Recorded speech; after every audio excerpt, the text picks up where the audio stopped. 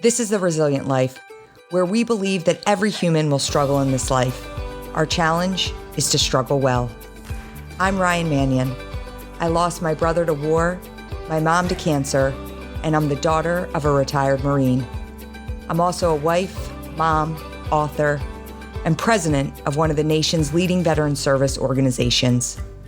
Join me and some incredible guests as we explore the value of struggling well through life's inevitable challenges.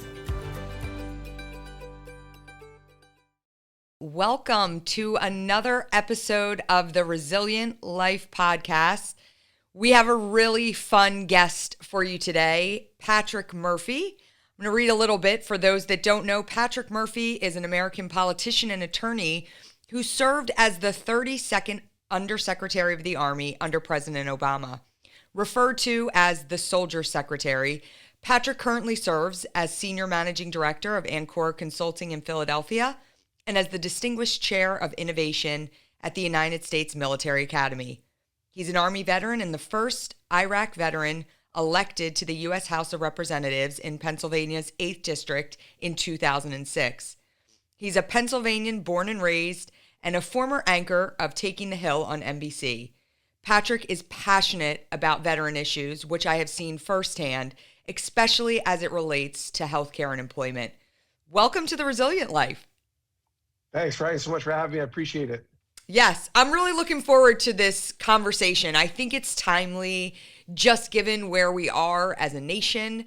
I think our guests will be interested to hear kind of our connection and how we've become friends, and I'm looking forward to just diving in more to your background. So let's start there. So I wanted to start with your military background, but I think I actually want to bring it back to Pennsylvania, born and raised. You know, you live probably less than 10 miles from me.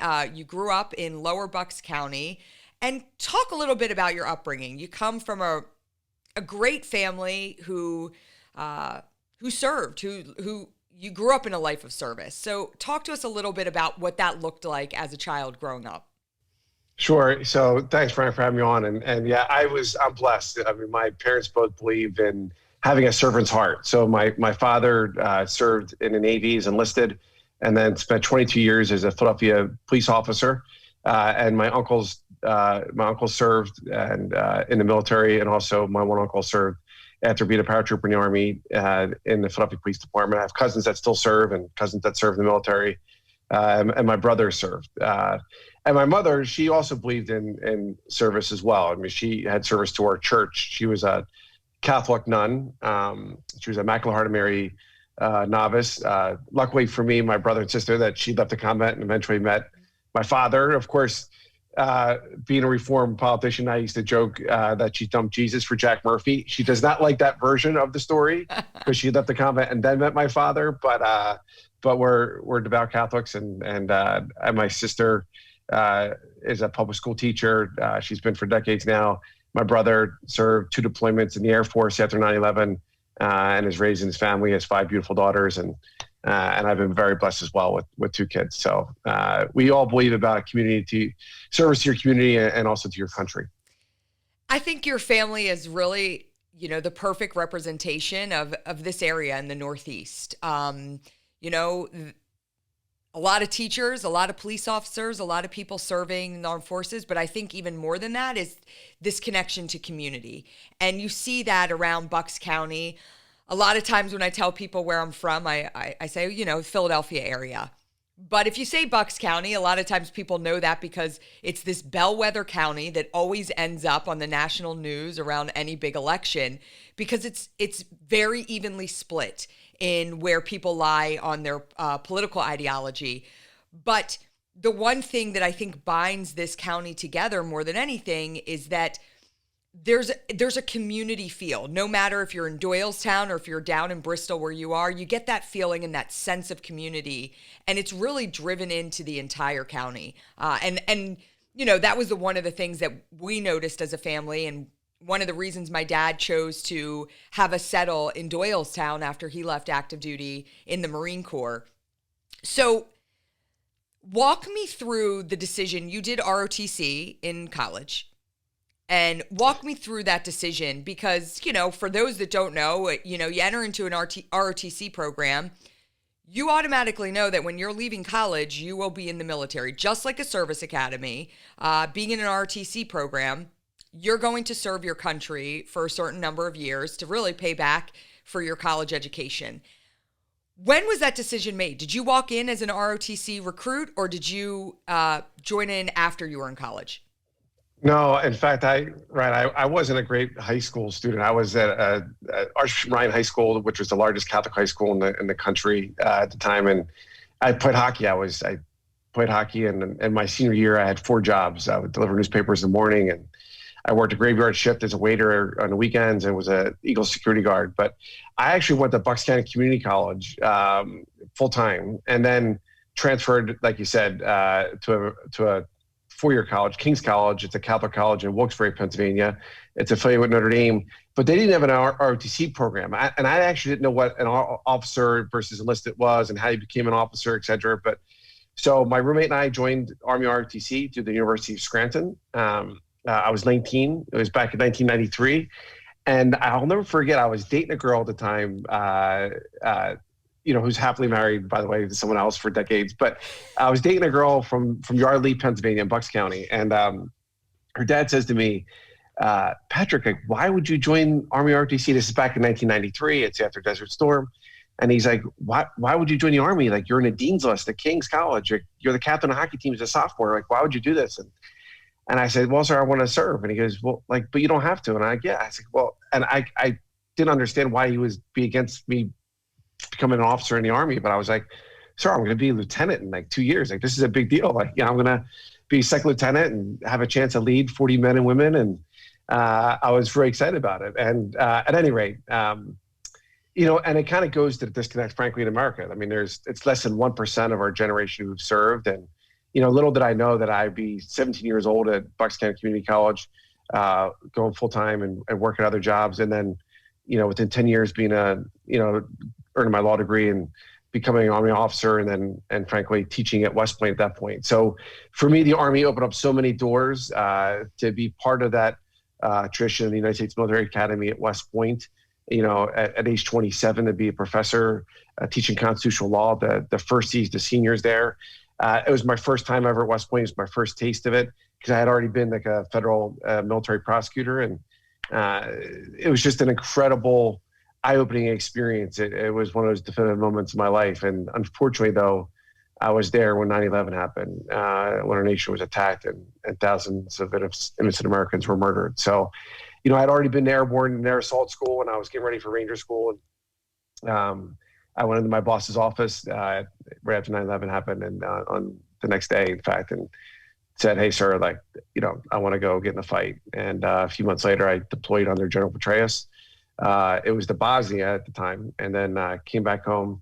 It was reassigned to the 82nd Airborne Division and down at Fort Bragg, North Carolina, and then became part of the invasion force in Iraq. And I was there in 2003 and 2004. And, that was another, life-changing moment. I had lost 19 men in my unit in Baghdad, and, I came back home and, I remember being, there where we didn't have internet and we didn't have showers. It was, it was an infantry unit, and we were in a forward operating base. And I remember, you get the Star Stripes newspaper and stuff like that. But I remember hearing that they're going to try and cut our combat pay and stuff like that. And I was like, this is crazy. What's going on in Washington? So, kind of gave me a viewpoint taste. That some folks in Washington just didn't get it, and kind of lit a fire under me to maybe get involved in political public service at some point. I think you bring up some important points, and the first is dating back to the conversation with your girlfriend's father at the time, and it's something that resonates so much with me. This misconception of people choose a life of service, of military service, because they have no other options. I will never forget, after Travis was killed, we had a bunch of TV reporters show up at our house to interview, and we were very open at the time. I remember my dad said, like, I want to talk. I want people to know who Travis was, and I wanted people to know, like, the caliber of the men and women that are over there serving and sacrificing. And I won't say his name because he's a popular local anchor in the Philadelphia area, but he walked into our home and he looked at my parents and he's like, "Oh, I didn't realize that Marines grew up in houses like this." And my dad did very well for himself at J&J, and my dad said, "Well, what do you mean? My son was a first lieutenant in the Marine Corps. He went to the Naval Academy. Like he chose what he wanted to do." And I think there is this misconception that people choose this life of military service because they have no other option. So it's like, well, you just go into the military.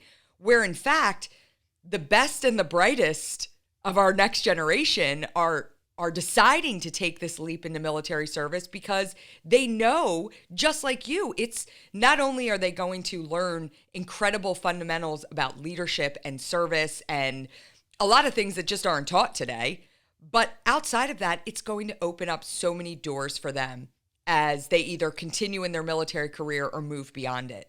And I hope that's something that I do think we've done a pretty good job over the last several years of trying to break that misconception. And I think really the rest of the country is starting to recognize the invaluable assets that our men and women who serve are in their communities. But, listen, you're the perfect example, a kid that, wasn't the best in high school, went to community college, like pulled himself up from his bootstraps and followed this path. And, to think 10 years later, like, could you imagine at 17 thinking I'm going to be teaching at West Point in 10 years? Like no one can envision that. Yeah, and to your point, Ryan, it's like the military changed my life when I joined at 19. And, I probably couldn't have picked Baghdad on a map, at that point in my life, or frankly, Tuzla, Bosnia. And people forget, why were we in Bosnia? It was stopping the worst ethnic cleansing in Europe since World War II. There was tens of thousands of Muslims that were being killed just because of their religious beliefs. And it wasn't until American forces went in there and we put an end to it. And for me, the military was just an awesome experience. And I'm a big believer in what General Mattis and others talk about. It's post-traumatic growth. I mean, the military challenged me in ways and gave me this discipline. And, I always kind of had that row house mentality because I grew up in a row house that you take care of the people on your left and your right to begin with. But it just was it was just harnessed in the military. And then, to be in, a military academy. And I know you and I joke about, the Naval Academy, Army versus Navy, et cetera. And we joke like brothers and sisters, but, these institutions are these incredible leadership laboratories that just really harness just great generations of military leaders and frankly, our country's leaders and our community leaders. So to me, it's incredibly important, part of my life. And,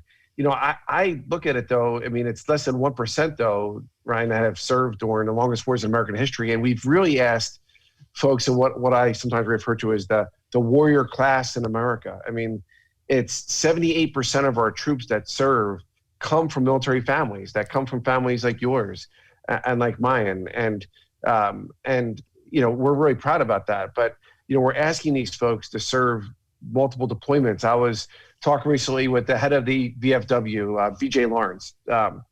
He's a former Army soldier. His two sons served, one in the Marine Corps, one in the Army.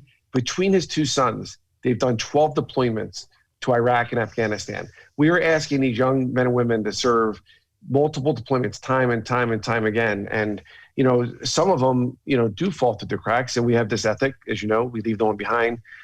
But some of them, come out and they are just ready to conquer the world and really continue to give back and lead that life of service that they're accustomed to. Yeah. And I think, one of the things that continues to come up throughout our nation is this idea of mandatory service, right? So not just in the military, but mandatory service, whether it's the Peace Corps or some other large service organization or the military as one. And I'm a firm believer that I believe that in order to thrive as an individual, you have to understand what service is all about. And I think you look at today's generation and, again, they're taking two very different paths. And we joke about the the Army Navy rivalry. And it was funny because I was just sitting around with a group of veterans, and it was all different service branches. I happened to be at a table with Air Force, Coast Guard, Army, Navy, and Marine. And the amount of ribbing that was going on and just giving it back to one another. And then finally the one guy said, you know what I always find funny? That I was with a guy and I was giving him crap because he was a Marine and this guy was in the Army. And he said, and my wife turned to me and was like, hon, you can't fight like that. And no one understands, the camaraderie. Like, I kid with you all the time. Well, I say you kid with me. You're always, talking about the premier institution, West Point. But at the end of the day, there's a kinship there. And we talk about the Army Navy football game. Everybody gives it to each other before the game. At the end of the day, it doesn't matter who wins because America wins. Because all of these men that are on that field that are playing this beloved tradition of football, we know that each and every one of them, in a matter of 1 year or 2 years or 3 years, are going to be serving our country and standing on the front lines together. And I think that is the beautiful thing about what the military represents, that you can have this collective group of individuals that come from all different backgrounds, all different socioeconomic status, diversity, and they come together and they can accomplish a mission together. They can put all their differences aside to get behind a common goal. And I often think, how can we take this idea of this awesome experiment that is the military, and how can we push that out to the rest of the country, Yeah, no, I agree with you. And I've tried to partner, and I partnered with people like General McChrystal and others that believe in this national call for service. And Mayor Pete Buttigieg is called for it too. I was a big fan of the ideas that he had when he ran for president on this national call for service. And to your point, not just military service, but service to your community or your country or to the world. So in a military service, or Teach for America, or AmeriCorps program, or Peace Corps overseas. I mean, those programs are incredible. And there are other countries that do have that compulsory service, like Israel and others, that, you look at the stats, they're more likely to vote, they're more likely to be citizens when they come out, they're more likely to have that entrepreneurial spirit because they have this common bond with each other. So I'm a big believer in it. And to the point of, every year, about 12% of the military forces are officers. But there's three ways to get it: through the military academies, through ROTC, or through what we call OCS, or Officer Candidate School.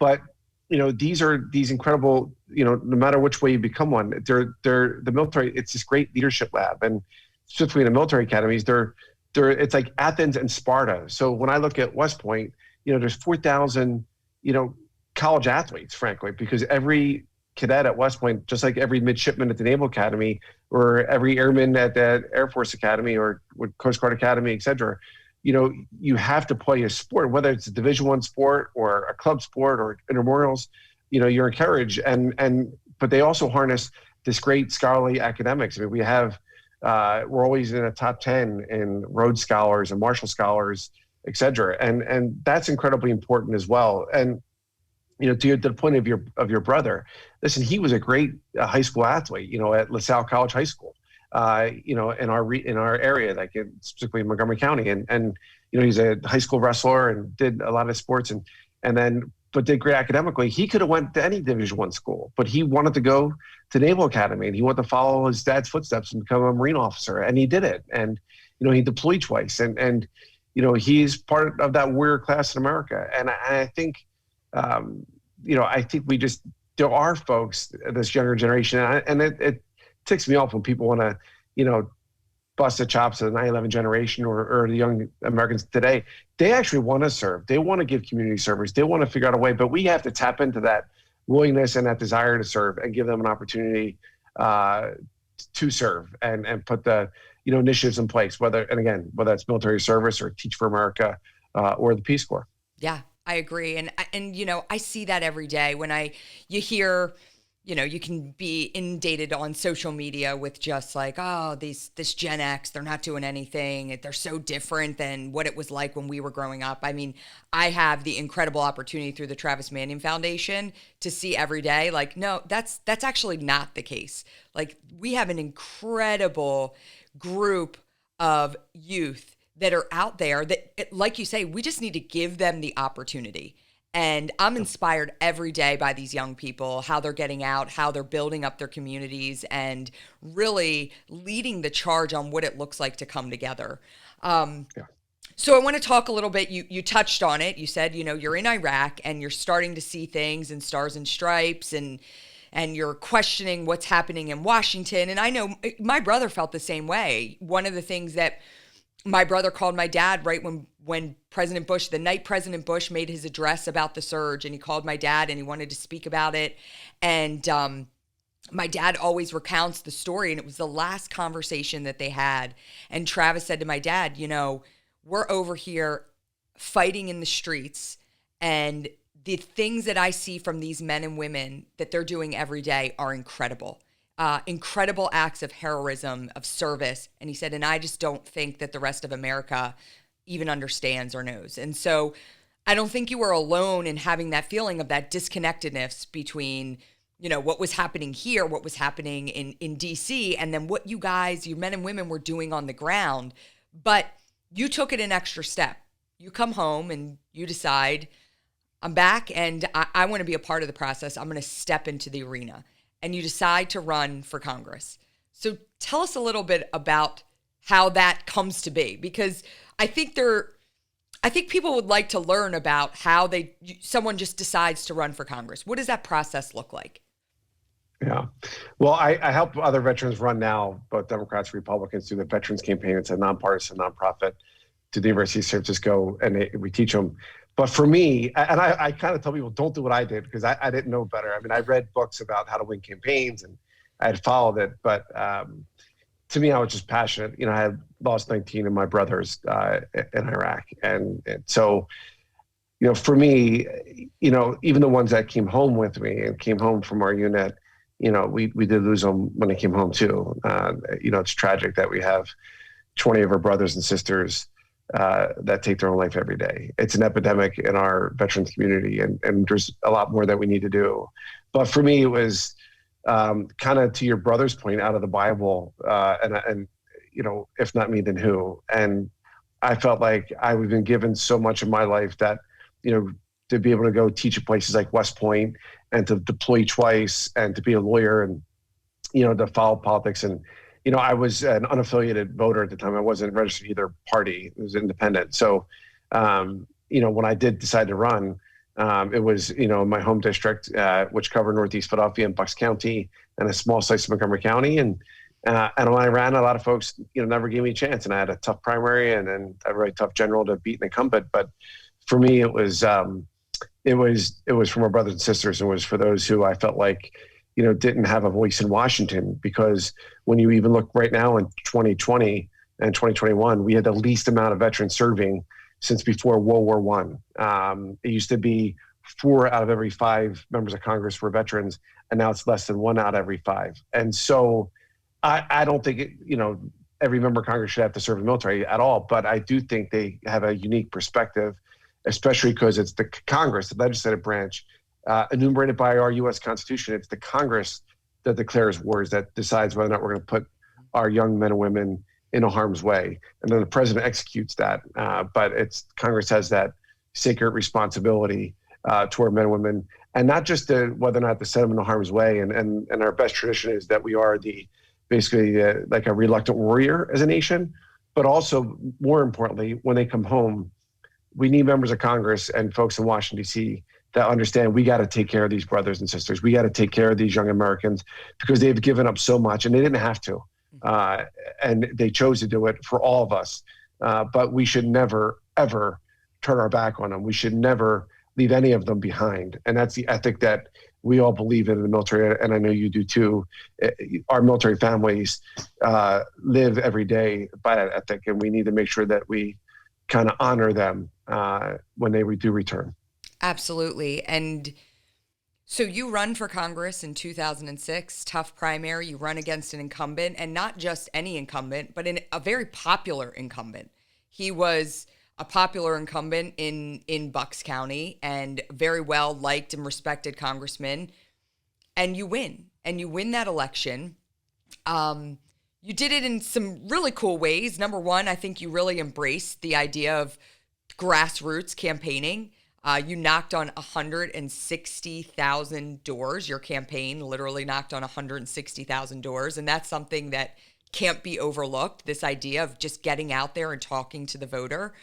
But a significant win, not only for you personally, but you became the first Iraq war veteran elected to Congress. And I can't agree with you more on this idea that we need men and women serving in our Congress that have also served our country. I am so passionate about that. Hence why I serve on the advisory board for With Honor, a bipartisan PAC that helps veterans on both sides get elected to Congress. It's important work, and it provides, like you said, an important perspective that if you have not worn our nation's uniform, you don't have. So what does it look like as a young guy who all of a sudden, you get wrapped up in this, you're like, I'm going to run, and the rigors of a campaign, it's like you're in the moment. And then all of a sudden you're like, holy crap, I'm a congressman. Like I'm going to DC. What was that feeling like for you? Do you remember walking into, I don't know if it was the Rayburn building or wherever your office was. Do you remember walking in there and did you ever have that moment of like, oh my gosh, this is real? Yeah, 2006 was a crazy year. I mean, I ran for Congress, and I just came back from Iraq a little bit ago, and then when I ran for Congress first, Ryan, I only had like $322 in my bank account because I just got a new job, and I had got my first paycheck yet when I declared, but and my employer knew I was going to run, but this was in 2005, and I said it's not until next year, it's not till 2006. But it was I just had my first child, so Maggie Murphy, who's now 14, was just born after my election, and then I remember the day I was sworn in, holding her in my arms on the House floor, and taking an oath with her in my arms, and to me she symbolized the beauty of our country and the rebirth. And we don't want career politicians. We want folks who are in there for the right reasons, and sometimes get in, get out, and sometimes just make their mark. And I just it was just an awesome responsibility and experience.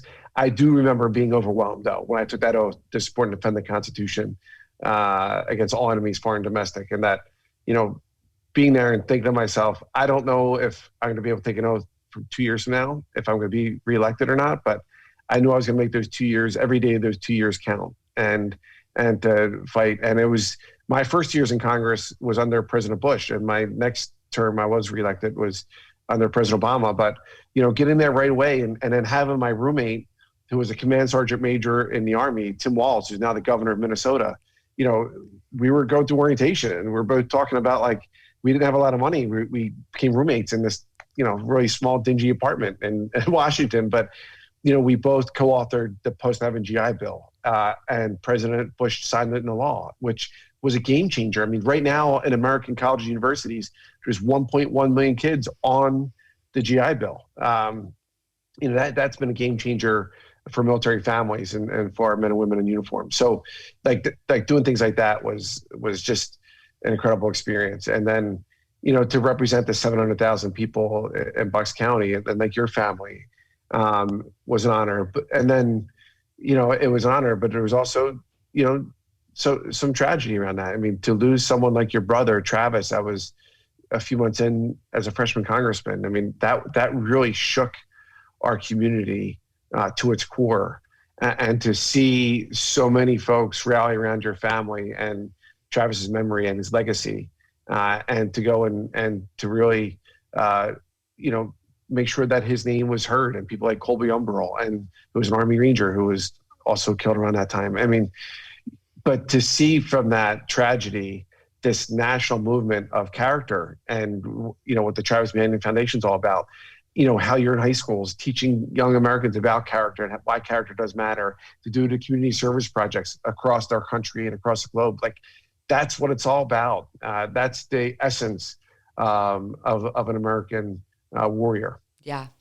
Well, and you're there, and I got to imagine that that's super tough, because you you leave Iraq and you basically just start running for Congress. You don't even have that kind of down moments where you can just process, debrief, transition, relax, right? And then next thing you know, you're in Congress, you lose 19 of your men while in Iraq, but now you're representing 700,000 people in a district. And along with my brother and Colby, there were several other men and women from our county who gave their lives in service during your time in Congress. And I have to imagine that's, that takes a toll on you as well. And so I want to dive into, you do 2 years and you're under the Bush administration, and then you're running for reelection. And in between that time, as you said, Travis was killed, and my family had really a decision point on what we were going to do next and how we were going to move forward. And my mom started the Travis Manion Foundation, and that was full steam ahead from day one. And she took that on, and my dad and I remember having conversations saying, this is really good for mom. This is a great way for her to channel her energy after the loss of her son. And my dad decides, and this is where we come into play in terms of how we actually met. And I always laugh because I tell you, a lot of people don't know this. They think we're connected because of the veteran space and the work we do together. But we met because my dad ran against you for Congress in 2008. And I laugh about it now, but I think back to, there were some interesting things happening at that time. And what happened is, my dad believed on one strategy in Iraq, you believed on the other. And so you guys are running against each other, but this race becomes a referendum on the Iraq war. And there was a lot of national spotlight put on it because of that fact. It's the only Iraq war veteran in Congress running against the father of a fallen Marine. And so, that was an intense time. And we were not friends at that time. We were running against each other, but there were moments during that campaign that brought levity to it. And you touched on your daughter, Maggie, and holding Maggie when you took that oath and what she symbolized. And, I had a daughter, Maggie, as well, born in 2006, 14 years old. They're the same age. And I love watching your Maggie grow up, and I'm watching my Maggie grow up. And I remember you and my dad were at a debate. It was down in Lower Bucks. I can't remember where it was. It might have been in one of the temples down in Lower Bucks. And you guys had definitely some lively and heated discussion during the debates, as you naturally would.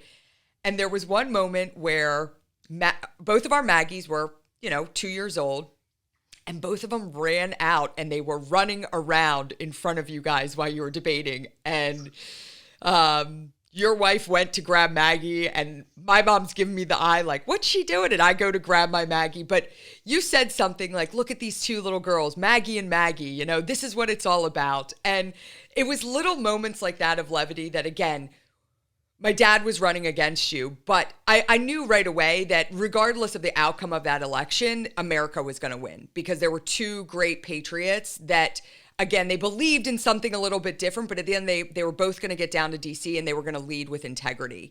And so I built a tremendous amount of respect for you during that campaign. And I think my whole family did. And, as soon as it was over, and I will give my dad a plug, though he lost to you, he received more votes than any Republican candidate in the state of Pennsylvania. So Colonel Tom Manion did quite well. But he was tough. Yeah, listen, it was like the colonel versus the captain. That was a tough race, and what a heck of a re-election fight it was. But it was like, when you're in office, most incumbents don't want to debate their challengers, their opponents. And, at the time I was like only the third Democrat ever to represent Bucks County in over 200 years.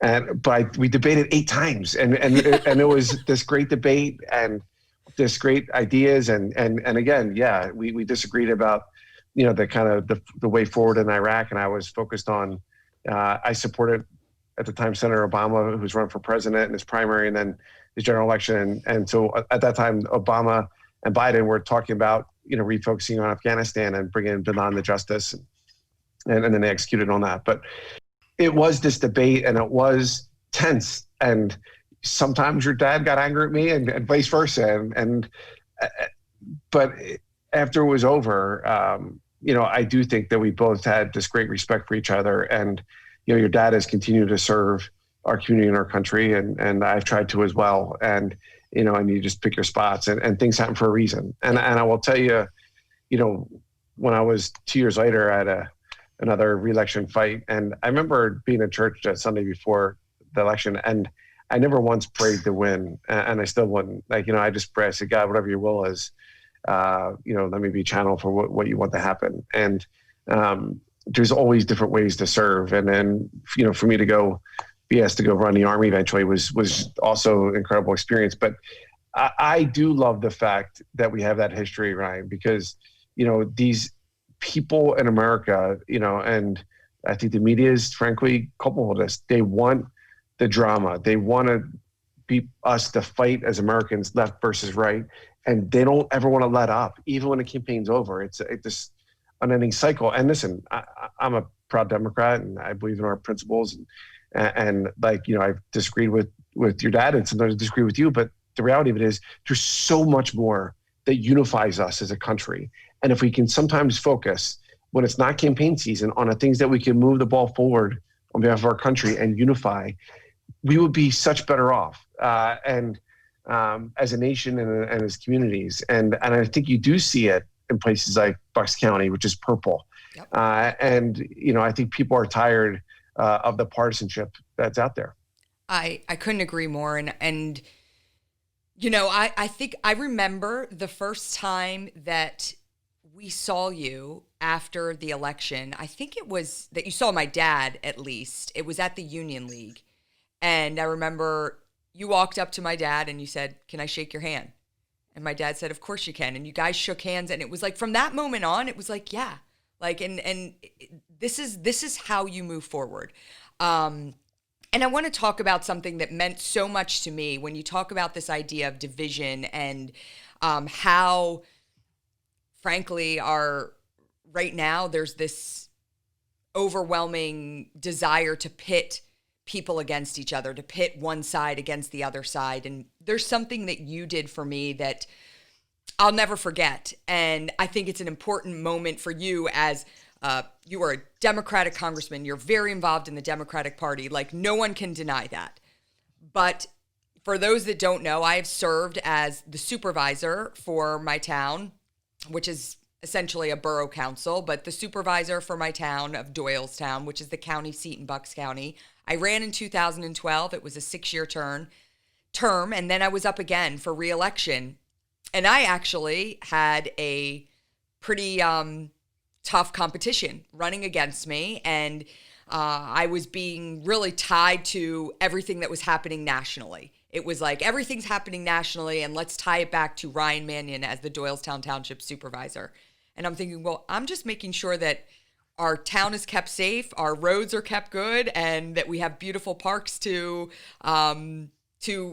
do things in with our families, and that we keep taxes low. Like, those are my objectives. And local politics is a lot different than the national level. And I called you and I was talking to you about the race, and I said, I feel like people are trying to tie me to what's happening nationally in the division. But at the end of the day, like, I don't look at this campaign as from a Republican or a Democrat side. I look at it as just, I'm Ryan Manion. I'm a wife, I'm a mother, and I'm an active citizen in my community. And I want to do my part to help take care of the town that I love so much. And you said, well, listen, whatever I can do, I'll do it for you.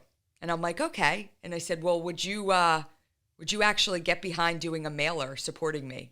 And I threw it out there, and I was waiting for you to be like, well, that's a little too far. I can't, And you said, absolutely, without any sort of hesitation. And you put that mailer out for me that it was, I'm Patrick Murphy. I'm your former Democratic congressman endorsing the Republican supervisor for Doylestown Township. And you did that. And I'll remember on election day, I was at election day and I was walking up, I was standing at the polls, working my butt off all day long. And people were coming up to me saying, you know, I'm a Democrat, but I got the mailer from Patrick Murphy. And if he believes in you, I believe in you. And it meant so much to me on so many levels because number one, I know you took a lot of heat for that. That was not something you said absolutely in that moment, but I'm sure afterwards you were like, oh, what did I just do? But at the end of the day, you got behind me because you believed in me as an individual, not me as a Republican or me as a Democrat. And I've told you this before, but that meant so much to me. And it really proved to me who you were and the character that you had, that you were willing to stand up for not some set of ideology, but really like the people that represent us and how important that is over everything else. Yeah, listen, I don't just say we need more veterans and military family members, running for political public service. Like I believe in it and I support it. And so listen, Ryan, you've created this incredible national veteran service organization that is making a difference in so many lives in our communities across America. And so, when you were asking me, to me, it's like character is how you are when nobody's looking. No one was privy to this phone conversation that we were having. But and listen, I follow politics. I knew you'd be in a tough race, and I didn't know your opponent, frankly. And so, but to me, it was but I knew you, and I saw how you've been and how you were, and the difference you're making. And so for me, yeah, it was, I knew I'd take heat. I took a lot of heat, and locally, and people said I'm Benedict Arnold, and it's like, hey, listen, I put my country first, period, and I put my country first, and I believe in people that I know can move the needle and make our community and our country better. And, and you just can't have it as a talking point. You got to live it. And so to me, that was an example of how I live my life every day, or I tried to at least. And, I've been very proud of your political public service. I know it's a part of your life. It's not your whole life. You're not consumed by the politics and I'm not a creature of Washington. When I was done serving in Congress, I came home. And frankly, I lived home even during Congress or when I was, running in the Army and the Pentagon. And to me, we need leaders like that never forget where they come from, that are willing to put our community and our country first. And I remember that's what I actually wrote in your mailer, when I endorsed you. And I was proud. I think what you went by like 16 votes. I did. But 16 if votes. I made a little difference, that makes me proud. And more importantly, I'm just proud of the service you've given. Well, I appreciate that. So I want to get into a little bit of what you did. There were some important things that you championed for. Number one being your support of repealing Don't Ask, Don't Tell. And again, this was not, even from a Democrat perspective, this was not a popular opinion for everyone. It wasn't, oh, if you're a Democrat, you're for repealing Don't Ask, Don't Tell. And that's what I've always loved about you. You step forward, not because it's the right time. It's like, oh, the tides are right. It's time for me to champion for this or endorse this person. You step forward when you believe it's the right time and when you believe it's time to do something. And you receive some backlash for that, but you also receive tremendous praise because at the end of the day, you were one of the main people that helped to make sure that this was repealed. Tell us about that process a little bit and why it was so important to you to take a stand on something like this. Yeah. Well, I'm we say KISS, keep it simple, stupid. And I always say the Army used to talk to me when they made that acronym. But to me, it's really clear. You either believe in equality or you don't. You're either willing to fight for it or you're not. And I'll never forget going to air assault school with the 101st Airborne Division, and you learn how to repel out of helicopters and do some cool things. And we just got done a 12-mile ruck march with 50-pound rucks, and we're sitting there, and one of the great other officers I was going through the course with, who we graduated together, came out after that course a few months later out of the closet. And at that time, under Don't Ask, Don't Tell, if you had a statement to say that you're gay or lesbian, and if an act, instead of pictures of you in an act, or if you had a marriage certificate, it would automatically trigger you getting chaptered out of the military. And I saw great leaders, and I'm teaching constitutional law at West Point, and And I remember thinking, this is the blueprint of our country, and we have certain core beliefs in our nation: justice, liberty, equality, the rule of law, separation of powers. So I spent years of my life teaching, these next generation military leaders there, and to see Congress pass this law, Don't Ask, Don't Tell, and to see 13,000 of our brothers and sisters since it was passed get thrown out, not for misconduct. Again, if it's misconduct, whether you're gay or straight, whatever, yeah, we'll throw you out. But just because of who they loved and who they were as a person. So when I served in Congress, I'll never forget, I was on the Armed Services Committee, and my subcommittee was the Personnel Subcommittee. So I had jurisdiction over this. And the member of Congress who had written that bill was Manion, and then it was Ellen Tauscher. And Ellen Tauscher, Congresswoman, was leaving to become the Undersecretary of State under Secretary Clinton, under President Obama. And when she was leaving, I said to her, I said, hey, ma'am, like, I would love to take on your legislation. I'll tweak a little bit, but would love to really quarterback this thing. And I think I could, as an Iraq veteran, I think I could provide a unique, voice to this. And we served on a committee. She saw me and she says, Patrick, you'd be awesome. Absolutely. And so then I went to Speaker Pelosi and same thing. And so I got to nod to quarterback it. And to me, it was being aggressive about it and being in the press about it, talking to people, talking to colleagues, getting Republicans like Charlie Dent and so many others to vote for it. And it was tough. I mean, there was members of Congress, I was confronted once in the members' gym by a older member from Georgia, and he got my face and told me I was going to have blood on my hands, that there was going to be men who were killed in the military because of the Murphy Amendment, because of the repeal of Don't Ask, Don't Tell. And he was inappropriately trying to get, under my skin. And I told him that I better back off. And we had some words, but we got it done. And then we got done in the Senate. And thank God we had other leaders step up and also fight for it, like Kirsten Gillibrand, the senator from New York, Jack Reed, people like Harry Reid, that at that time was Senate Majority Leader. But the President of the United States spoke out in favor of it, Barack Obama, and his chairman of Joint Chiefs of Staff, Admiral Mike Mullen, who's a personal hero of mine. Those folks, Jay Johnson, who was a general counsel of the Department of Defense. There was this movement that we were all really, truly fighting for equality. And I'm proud of that moment. And to me, a lot of folks, ask like, hey, well, did it cost your election? Because I lost that election stuff, and who knows? But the reality of it is, it's like Judgment Day is more important than your reelection. Yep. And you got to make the days count when you're have that opportunity to serve, and whether that service is in Baghdad or Bosnia or in Congress or at the Pentagon. So yeah, we passed it, and it helped usher in marriage equality, which I think is a very positive thing. And my goddaughter is Katie Murphy, and she's a student at Penn State, and she came out a few years ago as lesbian, and her girlfriend at Penn State are just great, just these great young leaders. But to me, I didn't even know someone in my family, was going to come out of the closet. But to me, it was simple. It shouldn't have to just apply to me personally or someone in my immediate family. It's are you standing up for the right things and the right principles, and why? And so that was a proud moment. And I think it really, when you look at history, I'll never forget, I then left Congress and joined the board at West Point.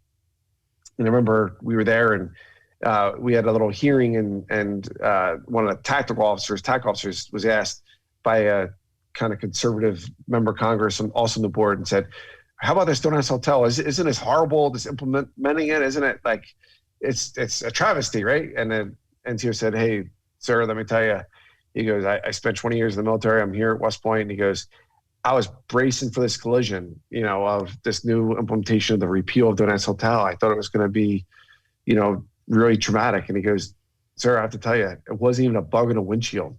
These young Americans, they don't care who you love. They don't care who you want to date. They just want to make sure, like our generation of warriors, can you get your job done? And whether that's, at West Point or Naval Academy or Baghdad, we all just want to do right and make our country proud. Yeah, and I think it gets back again to that great social experiment that the men and women serving in our military, they don't care your background, they don't care who you love, they don't care where you came from, they just care that you're going to have their back, and right. And I love that. Can I say something about that really quick? Do you mind? I'm sorry. Can I just another please do. piece? Because again, teaching at West Point, I love history, and but a lot of the members of Congress would, be like, well, Patrick, we can't do it now. We're in the middle of the Iraq-Afghanistan war. And I'm like, whoa. I'm like, we desegregated the military during the middle of the Korean War under President Truman, an executive order. And it was so unpopular because, again, half the country was still segregated. Half the country, we still had, at the time, what was called colored water fountains and colored restaurants. And African Americans, Black Americans couldn't go to certain restaurants or certain hotels. And President Truman said, in the middle of the Korean War, said, no, they all wear green. They all bleed red. We are desegregating our military. And the Secretary of the Army resigned, and the other generals resigned because it was so, they're like, hey, well, it's not a social experiment and all this, and we're not a social experiment. We have certain core beliefs and fundamental values, but and most important of that is this meritocracy of equality. And if you are willing to meet the standard and exceed the standard, you could do great things, but you got to do your job and you got to do it right and you got to do it for the right reasons. And the underpinning of that is character and integrity and honor. And so, we did that during the Korean War. We did that during the Iraq-Afghanistan war. And, it did help usher in a more perfect union when you talk about marriage equality and elsewhere. So sorry, I just want to kind of just address that because to me, historically, knowing the history and being able to argue it. And then, by the way, for the other fiscal conservatives in Congress, they should say, by the way, not only is it the wrong thing to do to kick out 13,000 troops, it costs the American taxpayer $1.2 billion to train up these great young Americans, recruit them, train them, and then throw them out. So it was a proud moment. But sorry, I digress. No, I'm glad you did, and you should be proud of it. I think, and I think it's just so funny again, how history comes around, and also how you can look back on things. And yeah, maybe that wasn't a popular decision within the 8th district at the time, but at the end of the day, you weren't looking for what's going to keep me elected as a congressman. You were looking for what am I going to do and what decisions am I going to make that are the right decisions while I have my time here. And, this idea of seizing the day. And I always talk about when I talk about Travis, and people always want to talk about what he did on April 29th, 2007. Like, let's talk about that. And I'm like, no. Let's talk about what he did leading up to that day, the choices that he made. And one of the things I always say about Travis is that he was big in the little things. And because he was big in the little things, it made him even bigger in the big things. And I want to take a dive off of politics, of military service, of all that. And I want to talk about an event that happened to you in 2015 as you're coming home from D.C., from a veterans event in D.C. You, like me, and like Joe Biden, we all take the Amtrak down to D.C. It's nice and easy, and you're on your way home, and you are on the train that derails in Philadelphia that kills 6 and injures like 40-something individuals. It was all over the news. It was a horrific crash. And I remember I'm going through Twitter, and I see you, like, tweeting, I'm here, I'm okay, I'm helping others. And next thing you know, the next day, the newspapers come out, and there's Patrick Murphy pulling people out of that train and helping people out of that train. And I'll tell you, I was a little gun shy to get back on an Amtrak for a while, because that curve where you guys derailed, I've taken that curve many times, and, I never even thought about something happening on an Amtrak train, and then that happens. But I think, again, it speaks to these moments where you have to step up. And whether they're in a physical sense where you're stepping up and you're helping others in an accident, or where you were stepping up to help people that, through Don't Ask, Don't Tell, or the work that you did serving in the Armed Forces Committee in Congress, it's moments like that that define who you are as an individual. And I wasn't surprised of the role you played in that accident, but more I thought about this idea of, like, you walk the walk and you talk the talk every single day. So of course something like this happens, and you're going to step up when you need to. Yeah. Well, thanks, Ryan. I appreciate that. That was a pretty traumatic event, and I was very, very lucky. But it is in the little things, like you said. And I remember, like most veterans that came back and, got involved in the political, campaigns and ran for office. And then when I served in Congress, doing things like I used to do P90X with Paul Ryan, who was the Speaker of the House at the time, and other, fellow members of Congress. We used to do that. And then when I got out of Congress, I didn't have that repetition, and I joined CrossFit. And that morning of the crash, and before I joined CrossFit, or when I first started CrossFit, they have ropes, and I was climbing, and it was hard for me to climb ropes. And I'm like, man, I used to climb ropes all the time in the Army. And I was like, man, it's been a little while. And I could tell I was not in, tip-top shape anymore. And so the morning of the crash, I remember I couldn't climb up the whole rope at first, all the way up to the ceiling. And within a year, I was, that morning of the crash, I had climbed up 21 times on the rope in the what we call WOD, a workout of the day.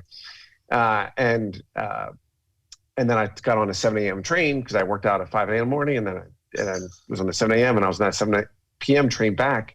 And yeah, I was in DC and I was interviewing the current VA Secretary, Bob McDonald, who I'm a big fan of, West Point graduate, et cetera. And it was for my NBC show. So I'm on the train coming back home, and I remember there was this midshipman, and you see him in his uniform. We're all loading up, and he's getting in. And I sit in a cafe car, and I was doing work, but I saw him walk by, and I'm like, hey, buddy. And he doesn't know who I am, and doesn't know I'm an Iraq vet or Army guy, but I was like, hey, buddy. I was like, thanks for your service. Let me know if you want me to buy you a beer later or something. It's something along those lines. And he goes, oh, thanks. I'll let you know, whatever. And he was one of the folks that were killed that night, when our train was overturned, and so many people were killed and injured. So, but I was lucky because Senator Tom Carper from Delaware was in the cafe car next to me, the little bench, and he had just gotten off in Wilmington. So I went head first into where he was sitting when we flipped over, and I was not conscious, but I was lucky. I came to. When I came to, I checked my arms and legs, and the ceiling at that time was the window, the side window, and I was able to just, frankly, I got up and pulled myself up and was able to punch out the window and the emergency exit, and got the guy up next to me, and then we got the folks out, and then the folks who couldn't get out just did what any other warrior in the military would do. I just applied a tourniquet to some folks and calmed people down, and was just there. And I remember I joked because I wasn't a political science major in college or a journalism major, but I'm there. I get people out. Finally, the firemen kind of crashed through because it was down electrical wires, but they come through the roof and the windows, and we're helping help people. And my phone's in my pocket from the crash, and I didn't even realize it. And it's like Rachel Maddow, and and she's like, Patrick, you okay? I'm like, yeah. And she goes, are you on that crash? And I'm like, yeah, I just tweeted something out. She goes, yeah, I know. That's why I knew you were on there. And I'm like, yeah. And she goes, can you go on live? And I'm like, sure. I mean, I was literally at first still in the car, but we had first responders already there. So again, it was one of those moments. And I know when we were getting people and lifting them up out through the window onto the roof so they could get down, there was another Fort Bragg former soldier from the 80s that was there helping as well, who got severely injured. But the adrenaline at that time, he's able to get through it. But we knew we were one of the lucky ones. And I joked that I probably have 9 lives. I'm probably through 7 of them through my deployments and Amtrak crashes, et cetera. But it is the little things, and you just do what you can when you can. And whether it was that conversation I had with you when you were running for office, or the Amtrak crash, or sometimes in Baghdad or in Bosnia when it was pretty hairy at times, you just kind of do the right thing, even when nobody's looking. Yeah, well, you certainly do that. And again, I hope that people can understand that people from different sides of the aisle can have true, meaningful friendships, can have genuine respect, can agree to disagree sometimes. But at the end of the day, I think what moves this country forward is our collective power to work together no matter what. And it's been an honor to work on things with you, to serve our veteran community over the past several years. Outside of that campaign in 2008, you've done a ton of things, been an incredible advocate for the Travis Manion Foundation. It's something that It's something that we so greatly appreciate. It's an honor to have your support for our organization. And again, I love working on stuff with you. So I hope there's much more of that to come. And I want to close today out like I close every episode. And want to ask you one final question. And that is, what does living a resilient life look like for you? To me, living a resilient life is getting, everybody has setbacks, everybody has challenges, and you got to figure out a way to get through them and to focus and overcoming those obstacles because there's people that are counting on you, and you got to be able to make that difference and make a difference in people's lives, and you can only do that if you're willing to overcome. Nobody has an easy life. Everybody, as I mentioned, has challenges and has setbacks. I've had them.